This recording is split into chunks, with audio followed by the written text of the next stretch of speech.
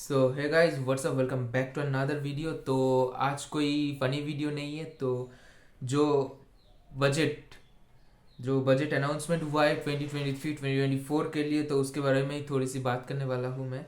कि बहुत लोगों को इनकम टैक्स में प्रॉब्लम है बजट को लेके, तो उसको मैं सिंप्लीफाई करके नोट्स पे लिखा हूँ। मैंने अपने नोट्स पे, ये रहा मेरा नोट।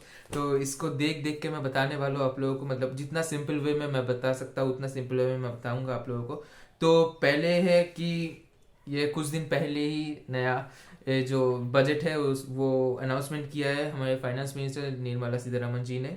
तो पहली बात, उसने चार पांच मेजर अनाउंसमेंट किया है इनकम टैक्स को लेके। और वही बहुत सारे अनाउंसमेंट किया है, तो उन पे नहीं आते, मान लेते। अगर आपको उनके ऊपर भी वीडियो चाहिए तो प्लीज़ कमेंट में ज़रूर बताना। वो अनाउंसमेंट मैक्सिमम मिडिल क्लास वालों के लिए है, max to max middle class वालों के लिए है। और जो इनकम अर्न करते हैं सैलरी में, तो उन लोगों के लिए ही है। तो पहले वाला जो पॉइंट है मैं बताना चाहूँगा वो है रिबेट। तो रिबेट क्या है मैं बता रहा हूँ। तो रिबेट वो होता है जो सालाना आपका जो इनकम होता है, एक जो एनुअल इनकम होता है, उसके ऊपर आपको कोई टैक्स नहीं देना पड़ेगा। कितने इनकम अगर अगर अर्न करेंगे तो उसके ऊपर टैक्स नहीं देना पड़ेगा। और अगर वो इनकम एक्सटेंड हो जाए तो आपको टैक्स देना पड़ेगा। तो वो इनकम का लिमिट क्या है वही रिबेट में आता है। तो रिबेट में जो पहले 2020 में जो अनाउंसमेंट हुआ था वो है 5 लाख रुपए। अगर आपका सालाना इनकम, मतलब एनुअल इनकम अगर 5 लाख रुपए तक है, तो आपको कोई इनकम टैक्स नहीं देना पड़ता था।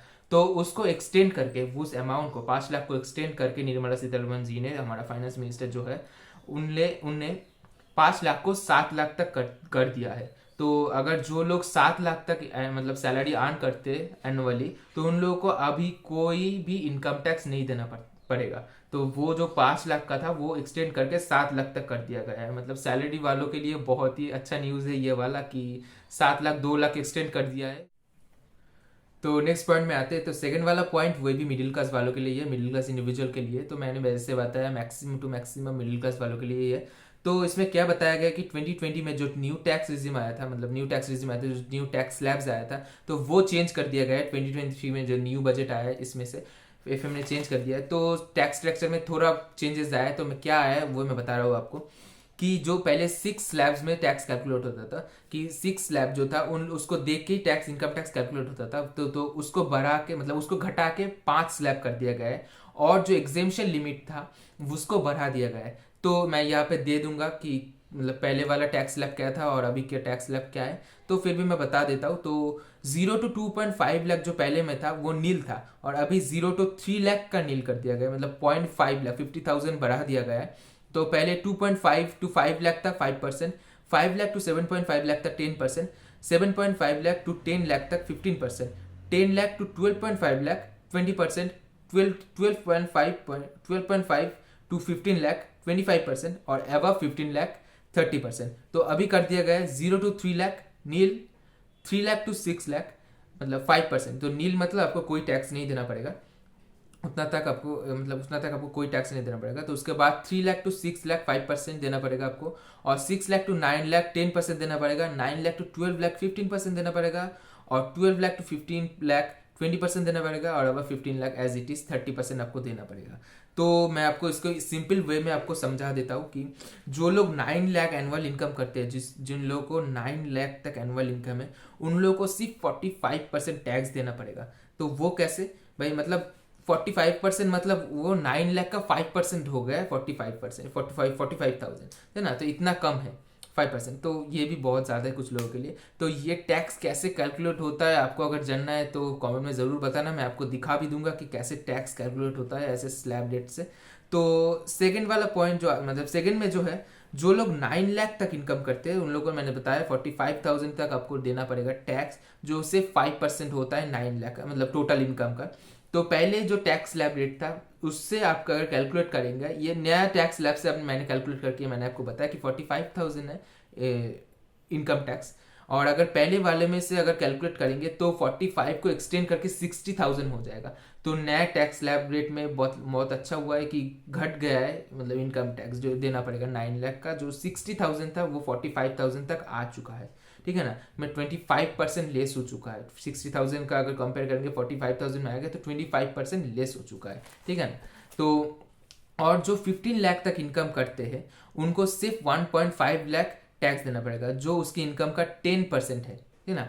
तो पहले अगर टैक्स स्लैब से इनकम कैलकुलेट करते 15 लाख का एनुअली, तो 1,87,500 आता था, जो 20% घट चुका है 1.5 लाख, मैंने 1,50,000, 20% घट चुका है। अगर कंपेयर करेंगे हम 1,87,500 से 1,50,000 में आ गया है, तो 20% तक घट चुका है। तो जो थर्ड वाला पॉइंट है वो है पेंशन और फैमिली पेंशन के लिए जो स्टैंडर्ड डिडक्शन है, मतलब जो छूट मिलता था, उसको बढ़ा दिया गया है न्यू टैक्स रिजिम में।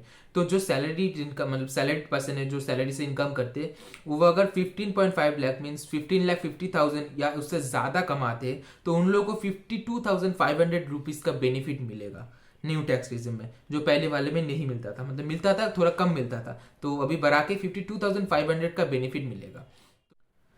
तो नेक्स्ट पॉइंट में आते हैं, तो है सरचार्ज। तो सरचार्ज क्या होता है? सक्सेस टैक्स जो है उसके ऊपर सरचार्ज लगता है। तो सरचार्ज का पहले इंडिविजुअल के लिए सरचार्ज जो था, सबसे हाईएस्ट जो रेट था वो 37% था। मैं आपका सरचार्ज का लिस्ट यहाँ पे दे दूंगा आपको, आप देख सकते हो वाकई कि 37% सबसे हाईएस्ट है, और अभी उसको घटा के 25% तक कर दिया गया है। मतलब बहुत ही अच्छी बात है ये वाला, मतलब सैलरीड पर्सन के लिए बहुत ही अच्छी बात है ये। तो न्यू टैक्स रिजिम में 25% कर दिया गया है 37% को घटा के।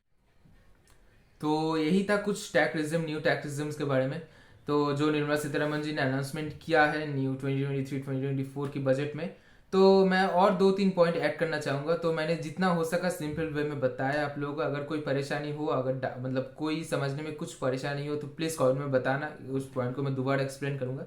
तो 2-3 पॉइंट और मैं ऐड करना चाहूँगा इसमें, कि और इनकम टैक्स के बारे में नहीं है कि किस किस का प्राइस बढ़ चुका है, किसका घट चुका है, किसकी इंपोर्ट ड्यूटी लगाया है ज़्यादा, किसका घटा दिया गया है, तो वो 2-3 के बारे में। तो पहले मैं बताना चाहूँगा, अगर कोई इंडिविजुअल पहला टैक्स रिजिम फॉलो करना चाहता है, तो वो मतलब बेझिझक कर सकता है फॉलो।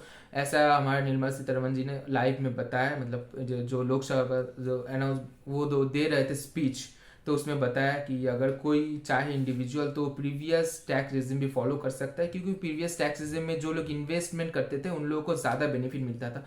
नैक टैक्स रिजिम में जो सैलरीड पर्सन है, जिसको सैलरी मिलता है, उन लोगों के लिए ज़्यादा बेनिफिशियल है। तो आप लोगों को जो कंफर्टेबल लगे, जो आप लोगों के लिए अच्छा, वो आप फॉलो कीजिए।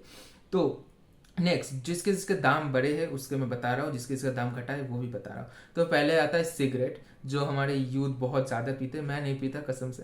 तो उसमें 16% टैक्स लगाया गया है। मतलब पहले तो शरीर के लिए भी हानिकारक था, अभी पॉकेट के लिए भी हानिकारक है। 16% टैक्स लगाया गया था, तो 16% टैक्स लगा के महंगा कर दिया गया है सिगरेट को। तो उसके बाद आता है किचन इलेक्ट्रिक चिमनी, उसके ऊपर कस्टम ड्यूटी 7.5% लगता था पहले, और अभी 15% कर दिया गया है। मतलब आपको महंगा मिलने वाला है ये वाला किचन चिमनी। तो उसके बाद आता है मोबाइल और टीवी। तो इसमें बहुत ही अच्छे है कि मोबाइल और टीवी में कस्टम ड्यूटी घटा दिया गया है। तो आप लोगों को मोबाइल खरीदना है और टीवी खरीदना है तो सस्ते में मिल जाएगा आप लोगों को अभी। तो नेक्स्ट रबर। तो रबर इंपोर्ट ड्यूटी बढ़ा दिया गया है 10% से, जो 10% बढ़ा के 25% कर दिया गया है। पहले 15% था, और अभी 10% ज़्यादा बढ़ा के 25% कर दिया गया है। और अगर किसी को गाड़ी खरीदने का बहुत शौक है, जैसे कि मैं फॉरेन ब्रांड्स बहुत पसंद करता हूँ, मतलब अपना ब्रांड भी बहुत पसंद करता हूँ, फिर भी फॉरेन ब्रांड के गाड़ी में प्राइस जो महंगा कर दिया है, फॉरेन ब्रांड्स की गाड़ी का प्राइस बहुत ज़्यादा महंगा कर दिया है, कि मतलब देश को, मतलब यही है कि देश का ब्रांड खरीदे, मतलब जैसे टाटा खरीदे, टाटा का गाड़ी खरीदे, ठीक है ना। तो फॉरेन ब्रांड का जो कार है उसका प्राइस महंगा कर दिया गया है। तो यही कुछ था आज के लिए। मतलब अगर आपको वीडियो पसंद आए तो वीडियो को लाइक कर देना और चैनल को सब्सक्राइब कर देना। अगर कोई डाउट हो तो प्लीज़ कमेंट सेक्शन में मेरे को ज़रूर बताना, मैं उसको क्लैरिफाई करने की ज़रूर कोशिश करूँगा। तो थैंक यू।